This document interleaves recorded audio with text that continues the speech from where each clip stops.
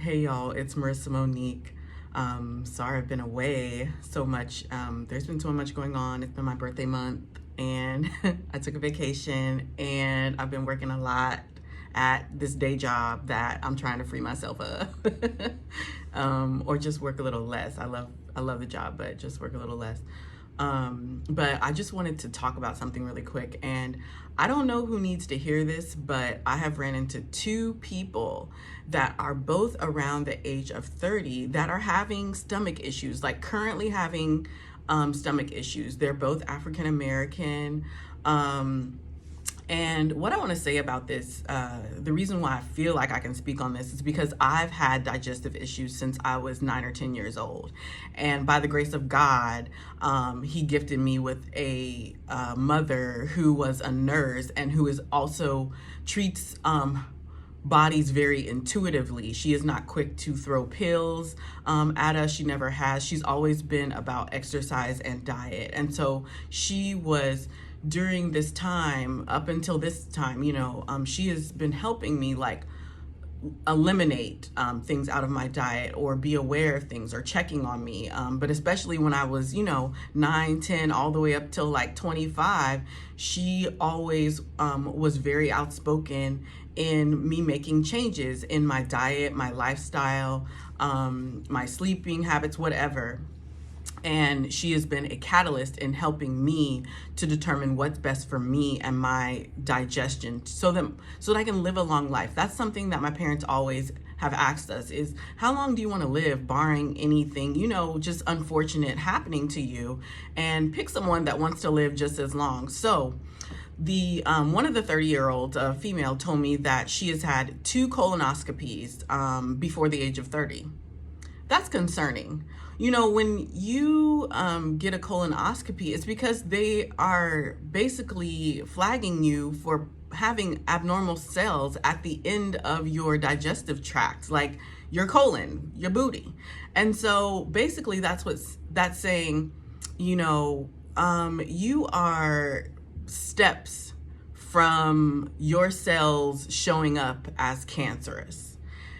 The other person, he's just a bachelor and doesn't eat that well, works long hours, and is always stopping in at Wendy's or, loves sweets and stuff like that, but a pretty fit guy when you look at him. She's fairly fit as well, but there definitely could be some changes that she could make lifestyle wise also. And so I had 2 separate conversations with them, and I said, hey y'all, like he could tell that I needed to stop possibly consuming dairy. I'm like, you definitely need to stop consuming dairy. Humans weren't really built to consume milk after they're a baby. Like after you get weaned from your mother's breast, you should no longer really be consuming milk. And as Americans and the world, we are addicted to cheese and cheese products and things like that. I still occasionally eat pizza, but I go, girl, that's 10 seconds off your life. That's 12 seconds off your life. Like, you want to do that all the time?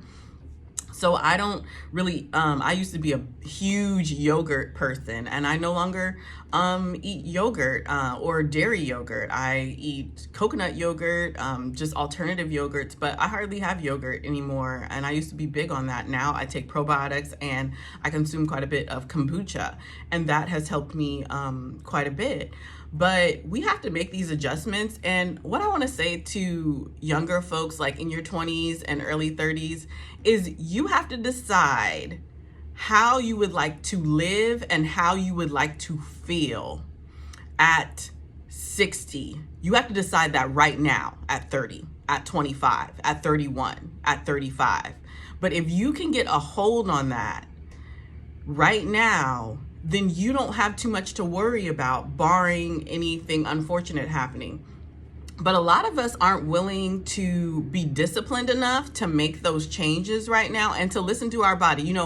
The guy was telling me that, every time that he consumes, a lot of sugar or he consumes, dairy, then or certain fried food, that was also a thing too. He, had a stomach ache for a few days.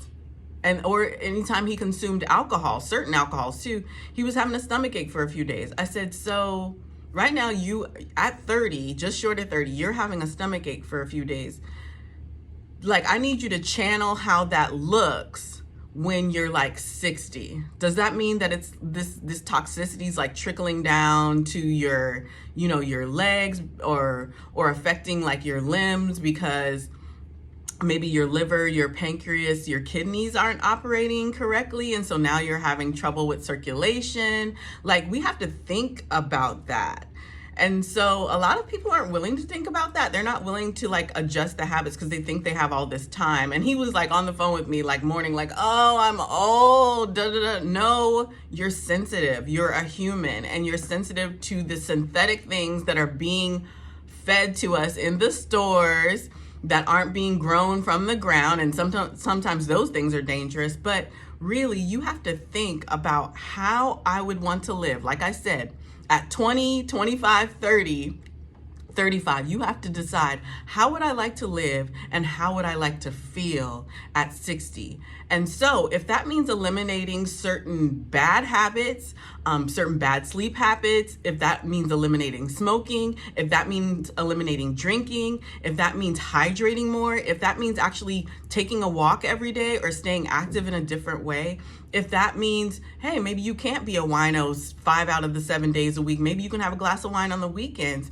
You have to decide that right now. Make the decision and take control of your health. You're the only one that is in control of that. And I'm thankful that I had, you know, two parents, but especially a very active parent that was helping me like eliminate these things, to figure out what was serving me and what was not. And so that's the message, young folks. Like, do this now. How would you like to live later? And maybe some of the stuff that you're putting into your body right now is going to show up later, but you can already tell that your body's rejecting it. So stop consuming it.